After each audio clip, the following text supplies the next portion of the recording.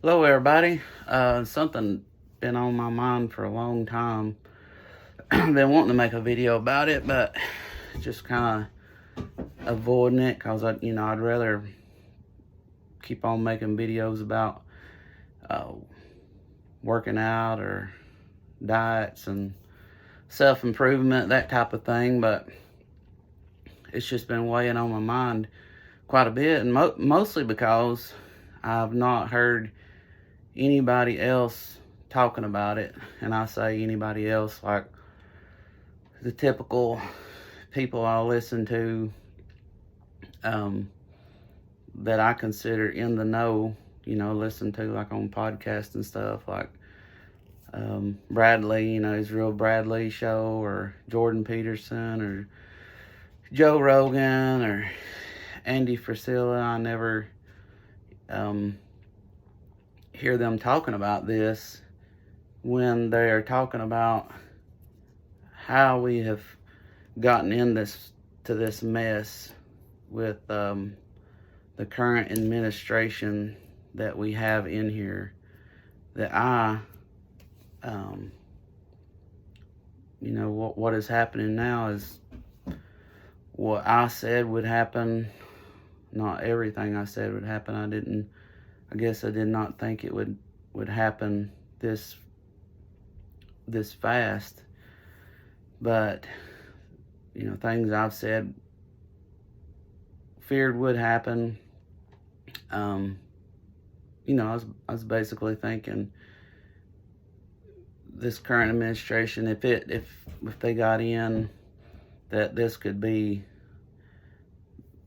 basically the beginning of the Hunger Games, for us, which people think is silly because a lot of people are under the impression that if it's not happened in our lifetime, that it cannot happen.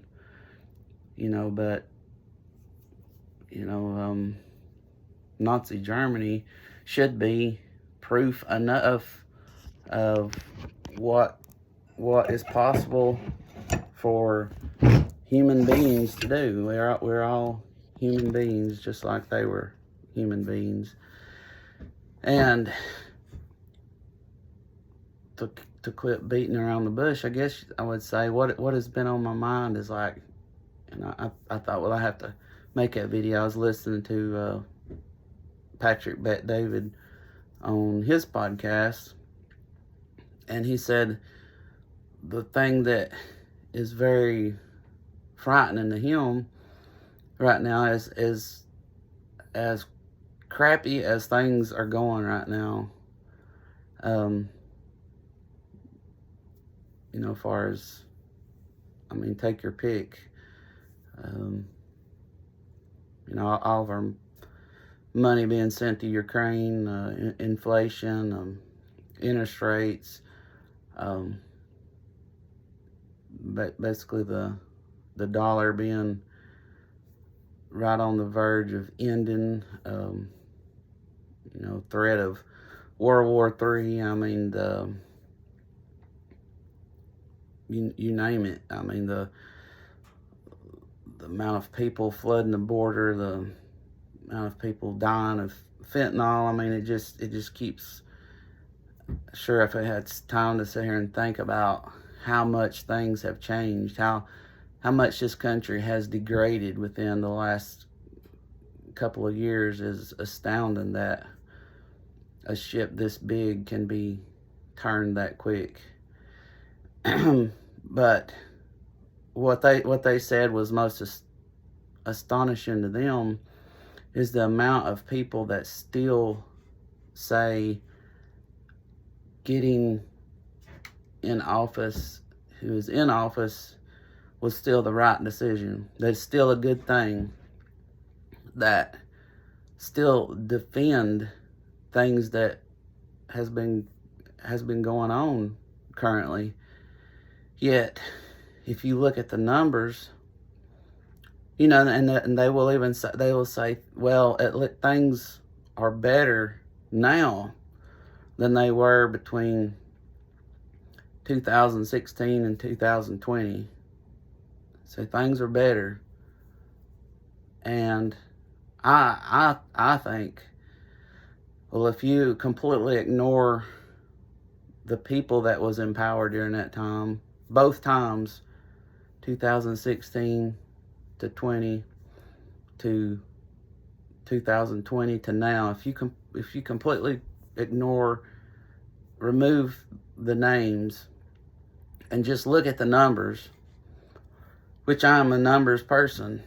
I like percentages and numbers because I'm a member of a movie that I watched a long time ago, and it was just a silly movie, but there was a scientist on there that he said these people was ignoring the numbers,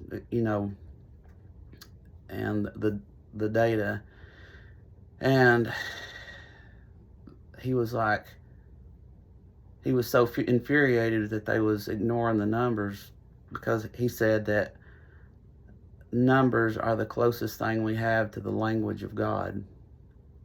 And I thought, man, that is like really profound. That is dead on in my mind. But if you just look at the numbers, I thought, how could anyone say that? You just look at the way it was then, the way the numbers were then, the way the numbers are now, as far as the threat of war, the state of our economy. I mean, the price of everything. I mean, an economy that was better than I've seen it in my whole life since I've been paying attention to it, and particularly was hearing it from people's mouths, particularly business owners, how things had improved for them so much. And so I listened to people saying how, I thought, well, they can't really mean that. They just don't want to be wrong. They don't want to admit the decision they made was wrong. And if I know anything about human behavior, is people do not want to be said anything is their fault. You can look at commercials for different types of drugs, and that the main narrative is in those advertisements is, this is not your fault. This is some type of disease you've been afflicted for. If you're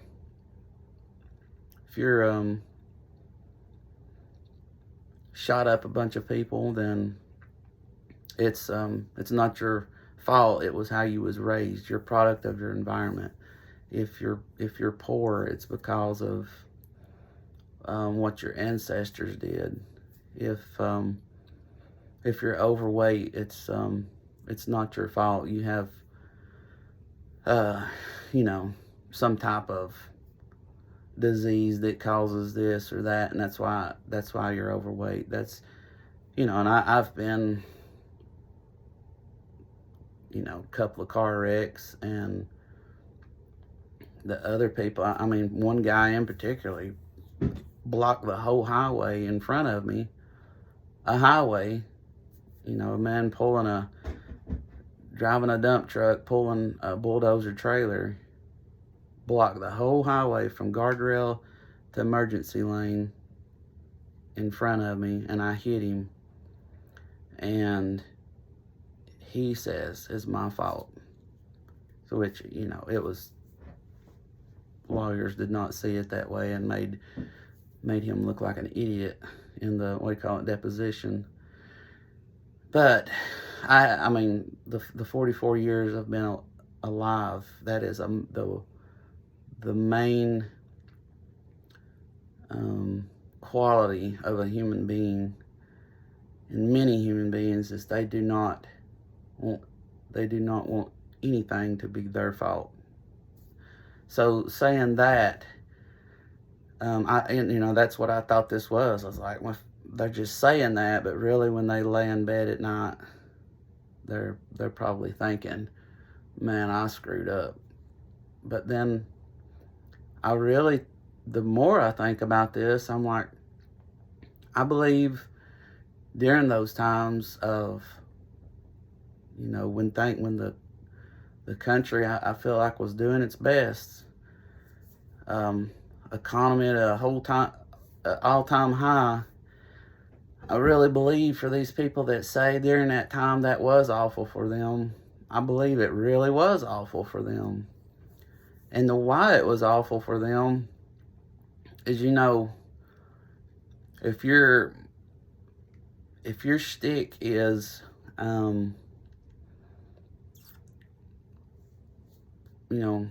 poor, pitiful me, I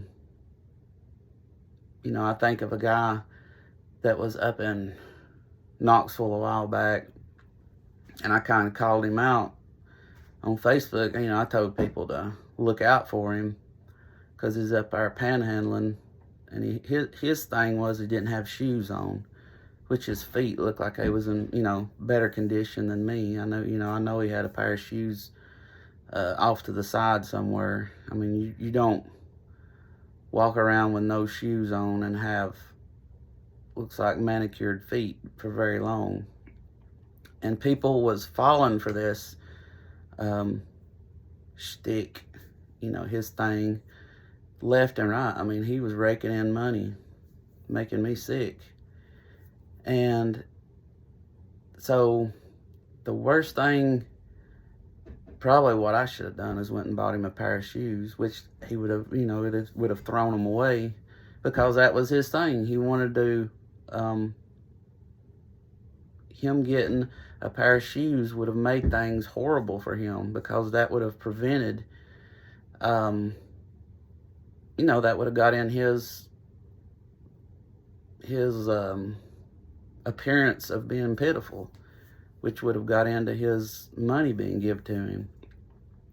And I think, if you're somebody that you feel like you are sucking at life, and you're not accomplishing the things that you're capable of accomplishing, yet you don't want to do the things that is required to improve that life. You're really just happy staying in your current state, and would really just like more people to give you some stuff. You'd really just like to get some more free stuff and be able to be taken care of, because either you're entitled to it, you feel like you're entitled to it, or just because you exist.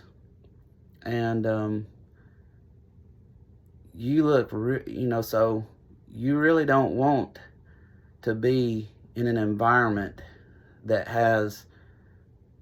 takes your excuse away for not being the person you actually could be. So during that time, when that environment was so, the ground was more fertile, it was easier to grow, it was awful for these people, because it was killing their excuse. They couldn't say, I'm sucking because of, the economy is awful. I can't find a job nowhere. I can't, I couldn't find a way to pay for this or that. It was basically an America doing great